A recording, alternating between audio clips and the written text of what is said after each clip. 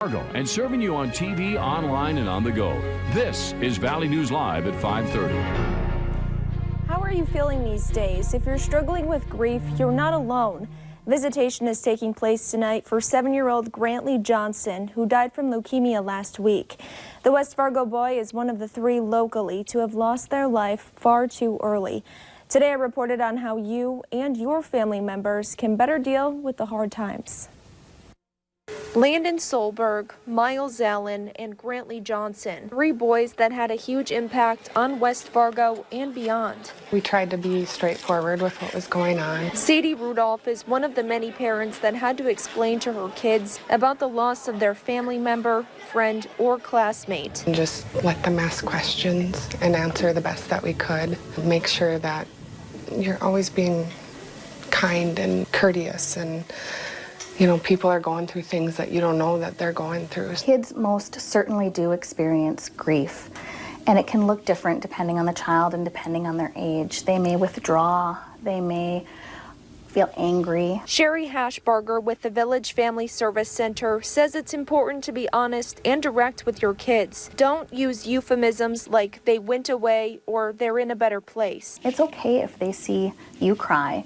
It's okay for them to hear you talk about how you're sad. She says it's important to remember the 3 C's. They did not cause this, and when it comes to cancer, it's not contagious. And remind them that they are cared for. Reminding them of all the people they have in their lives and all the people that love them. If you think you need to talk to someone, head to our Valley News Live app for more information on that.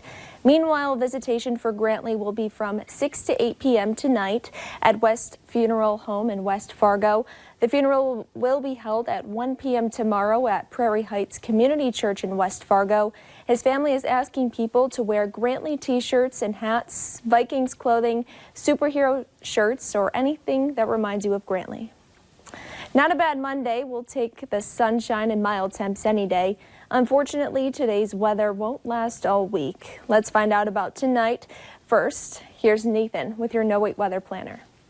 Yeah, Kelly, there are some big changes on the menu for us this week. And for tonight, clouds around, some flurries and some flakes, but not expecting anything too impactful to come from any snow showers or flurries we see. So our weather, our Valley Skycam here in South Fargo shows things to be pretty quiet. But our eyes are focused on the system we're watching for Wednesday. This is when a lot of changes are expected to move in for the middle part of this week. And we're most concerned about the morning commute for most areas on Wednesday. There will be brief blizzard conditions with the falling snow coupled with the winds gusting 45 to maybe even 50 miles per hour as the system pushes from north to south on Wednesday. And with those temperatures, or with that wind from the north at 45 to 50 miles per hour, temps will fall 30 to 50 degrees from, say, 25 degrees in the morning to negative 15, negative 20 by Thursday morning. And that will mean deadly wind chills will be a factor for us late Wednesday into Thursday morning. We, of course, will talk more about the hour by hour for that, and, of course, talk about some more impacts and how that affects the rest of the week. But for tonight, not too many concerns. We're in the 20s to even low 30s, Callie. So, of course, we will break down in much more detail that impactful Wednesday system in a couple minutes. All right, thanks, Nathan. And Insurance Commissioner John Gottfried is urging North Dakotans who got subscriptions from the company Air Medcare Network to contact his office. He's issued a cease and desist order on the company, claiming they're illegally selling the subscriptions. Gottfried says a consumer protection law from 2017 says the sales of the plans are predatory and counterintuitive to health insurance. If you purchase a subscription after August 1st, 2017, you can call 701-328-2440 or email the North Dakota Insurance Department at nd.gov. One person is recovering after being hit by a car while walking near the MSUM campus. The accident happened around 9 this morning at the corner of 7th Avenue and 10th Street South in Moorhead. The pedestrian was hurt in the crash but is expected to be okay. There's no word on whether the driver will be cited. Dilworth firefighters were mistaken for imposters over the weekend. Fire Chief and Clay County Sheriff Mark Empting says they were just doing their job. The two were standing outside of an apartment preparing for a training at the end of the month called First Officer in Training. They were approached by a person, had short conversations, and were asked to show their badges to prove they were with the fire department. Empting says they showed their IDs and followed protocol. However, there was some sort of miscommunication when he got a call about it. They asked me about it, and I'm like, I wasn't aware of our guys doing that. And he said, okay, fine. I said, if there is something there, go ahead and report it. Empting says if you're ever concerned about someone around your home, ask for an ID or simply call 911 to have authorities investigate. One man took to Facebook after finding condoms and family planning products locked behind glass at a Grand Forks Walmart. He's concerned it would deter people from the products and practicing safe sex. Valley News Team's crime and safety reporter Bailey Hurley talked with the man and experts today who say locked up latex is only hurting the problem.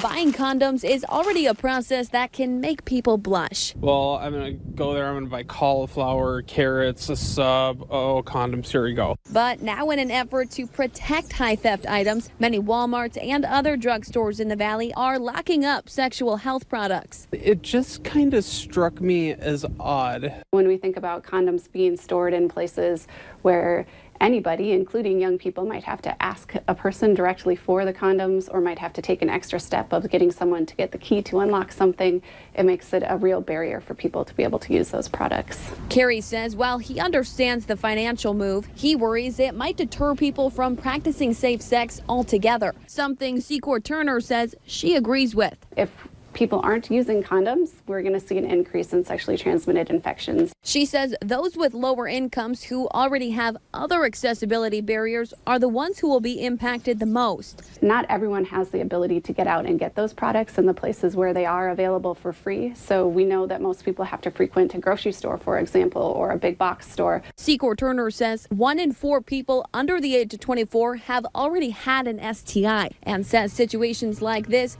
aren't helping the issue. If we make condoms not available to people, it doesn't mean they're not going to have sex. So it's kind of a counterintuitive situation.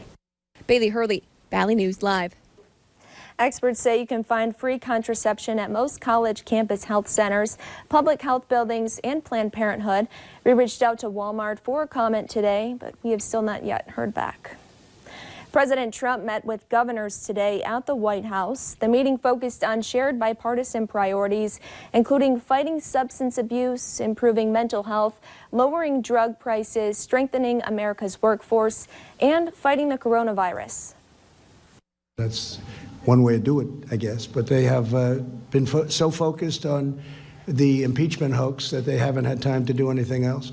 But we're ready to go with a big infrastructure bill if they're ready to approve it. We're also ready to lower drug prices very substantially. Officials say President Trump also took questions from several governors.